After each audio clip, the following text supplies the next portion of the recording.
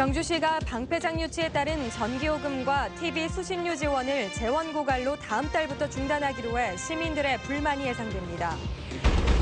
경주 찰쌀보리가 특산품 업체와의 계약 재배와 일본 수출에 힘입어 농가 소득에 큰 도움이 되고 있습니다. 포항지방해양수산청이 올해 영일만항과 울릉사동항 등 경북 동해안 항만 개발에 986억 원을 투입하기로 했습니다. 여러분 안녕하십니까? 경주시가 방패장을 유치한 대가로 시민들에게 제공해온 전기요금과 TV 수신료 지원을 다음 달부터 중단하기로 했습니다. 재원이 고갈됐다는 이유지만 유일한 금전적 혜택이 사라지게 돼 시민들의 불만이 예상됩니다. 김영일 기자가 보도합니다. 중저준이 방패장을 유치했던 경주시. 시민들은 혐오시설이던 방패장을 유치한 대가로 직접적인 금전 혜택을 원했고 경주시도 2009년부터 전기료와 TV 수신료를 지원하기 시작했습니다. 세대당 월 5,000원씩 연간 60여억 원 규모로 지금껏 방패장 특별지원금의 이자와 방패물 반입 수수료 등으로 충당해 왔습니다. 하지만 경주시는 다음 달부터 일부 저소득층을 제외한 8만여 세대에 대해 지원을 전면 중단하기로 결정했습니다. 방패장 특별지원금을 모두 사용해 현재는 이자 발생분이 없고 방패물 반입 수수료도 연간 60억 원대로 예상했지만 현재 10억여 원 수준에 그쳐 재원이 고갈됐다는 것입니다. 방패장 특별지원금이 소진되었고 방패물 반입 수수료도 감소되어 지원 규모 축소가 현재 불가피한 상황이어서 대승적인 차원에서 시민 여러분들의 이해와 양해를 구하는 바입니다. 하지만 방패장 유치에 따른 유일한 직접적 혜택이 사라지게 되면서 시민들의 반발이 예상됩니다. 더욱이 방패장 운영 기간 동안 계속 지원하기로 한 약속을 불과 7년여 만에 파기한 데 대한 경주시의 책임론도 제기되고 있습니다.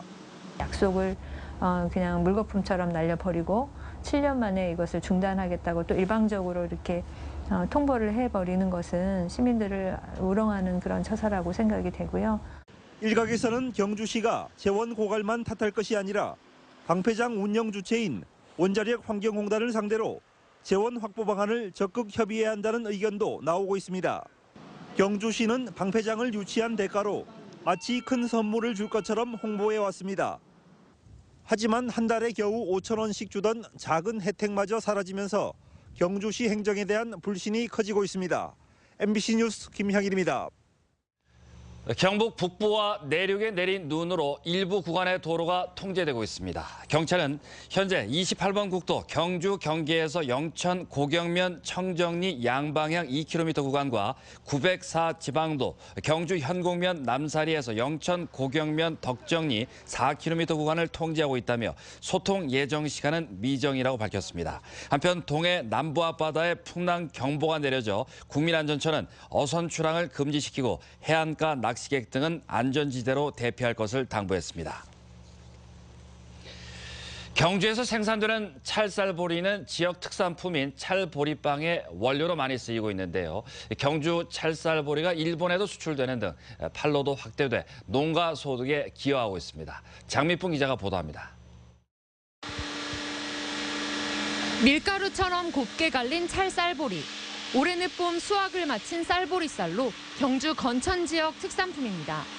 생산량의 절반 이상은 인근 공장에서 고운 분말로 가공된 뒤 경주 특산품인 찰보리빵의 주재료로 사용됩니다.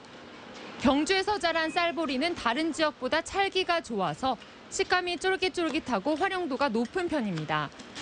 뛰어난 품질을 인정받아 최근 일본에도 수출하는 등 판로 확대에도 성공했습니다. 우수함을 일본에서 인정을 받아가지고 계속적인 수출을 했으면 좋겠고 그럼으로 해서 우리 농가들한테 소득 증대에도 상당히 좀 좋은 결과가 나타나지 않겠나.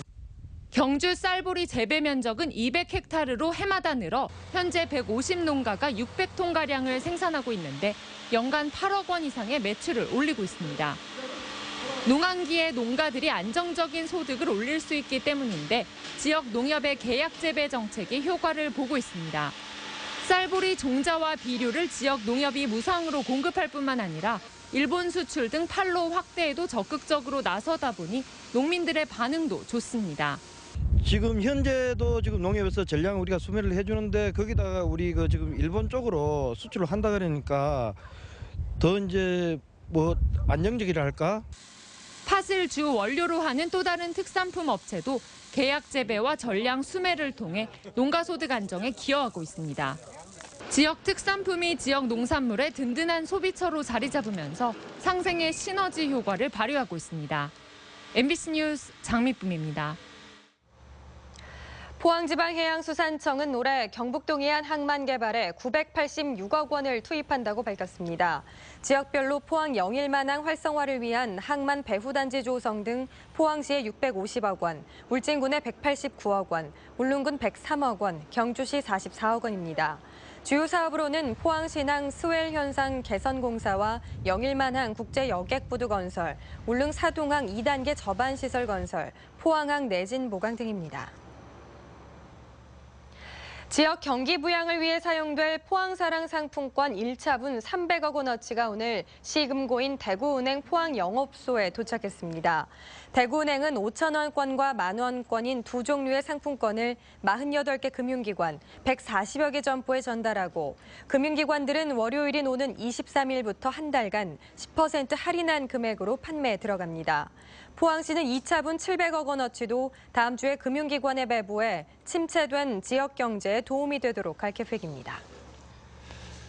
통계청이 지난해 4, 4분기 가축 사육 동향을 조사한 결과 한유구 사육 농가 수가 89,879가구로 급감하고 있습니다. 이는 지난 2008년 연말 18만 2천여 가구와 비교하면 반토막 난 것으로 사육 농가가 해마다 10,000 가구 이상 줄면서 한우 생산 기반의 약화로 이어지고 있습니다.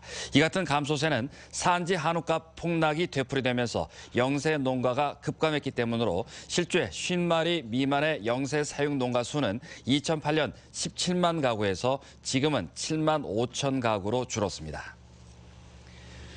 울릉군은 산업부 공모로 추진하는 LPG 배관망 설치가 정부의 예비 타당성 재조사 사업으로 지난 연말 통과됨에 따라 사업 유치에 본격 나서기로 했습니다.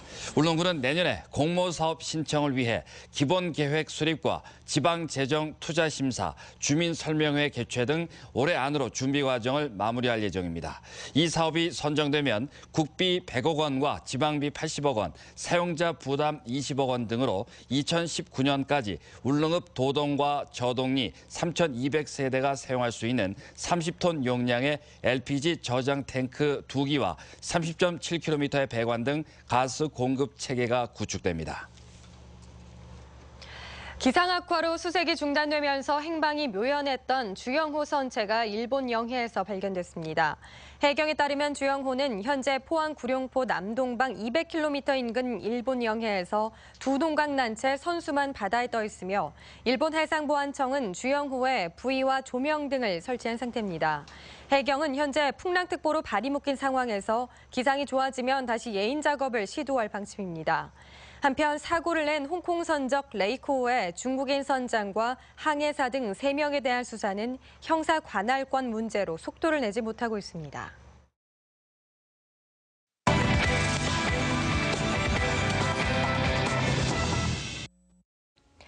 삼포 세대로 대변되는 한국 청년의 현실을 젊은 미술가들은 어떻게 담아내고 있을까요? 영남 출신 청년 작가 8명이 바라본 현실과 예술에 관한 시선들을 강지혜 아나운서가 전합니다. 평소 산책을 즐긴다는 작가는 산책길에 만난 소소한 풍경을 목탄으로 그려냅니다. 녹색의 숲은 검거나 혹은 덜 검을 뿐 생명의 이미지는 온데간데 없습니다. 서울 1호선역을 따라 걸으며 찍은 사진은 무덤덤해서 오히려 생각이 많아집니다. 작가가 처음 상경해서 가졌다는 외로움과 낙오된 느낌까지 담담하게 담았습니다. 우리가 미디어나 어떤 이미지로서 다루지 않는 장면들 같은 것들을 찍어서 분명히 이러한 존재들, 이러한 풍경들도 우리 옆에 살고 있구나, 미술에서 대상이 될 수 있구나라는 것들을 보여주고 싶었습니다. 현실을 날카롭게 반영하면서도 청년만의 재기발랄함도 놓치지 않았습니다. 탄탄한 조형력을 바탕으로 초상화의 회화 기법을 구사하기도 하고 더 세련되고 매끈한 공산품에 밀린 듯한 예술품의 처지를 비둘기에 빗대기도 합니다. 그 비둘기도 어떻게 보면은 유기되어 있는 것이고 미술이라는 것도 어떻게 보면 약간의 유기되어 있는 어떤 형태가 아닐까라는 생각에서 두 개를 이제 작품으로 병치해 보았습니다. 깊은 사유가 돋보이는 청년 작가전과 함께 포항시립미술관의 신소장품전도 개막됐습니다. 국내의 철 용접 조각을 처음 알린 여류 조각가 김정숙의 작품 등 12점을 선보입니다. 이 밖에도 재난에 대처하는 법, 준비족 연대기전이 경주 예술의 전당에서 이어지고 최명희 초대 개인전이 경주 아트센터 갤러리 봉봉에서 이철진 작가 초대전은 경주 JJ 갤러리, 2017 신년음악회가 경주 예술의 전당 대공연장에서 열립니다. MBC 뉴스 강재입니다. 이중 납부 등으로 돌려받아야 할 국세가 상당하지만 납세자의 관심 소홀과 국세청의 홍보 미흡 등으로 국고에 귀속되고 있습니다. 박명재 국회의원에 따르면 이중 납부와 실제보다 더 많은 납부로 납세자가 돌려받아야 할 미수령 국세 환급금이 지난해 말 기준 35만 7천여 건에 316억 원이나 되고 소멸시효 5년이 지나 국고에 귀속된 국세 환급금도 지난해 말 기준 3만 건에 24억 원에 이릅니다. 박 의원은 이에 따라 전체 80%를 차지하는 10만 원 이하의 소액 금액이 6개월 안에 환급되지 않을 경우 나중에 납부할 국세에서 자동 차감토록 하는 국세기본법 개정안을 국회에 제출했다고 밝혔습니다.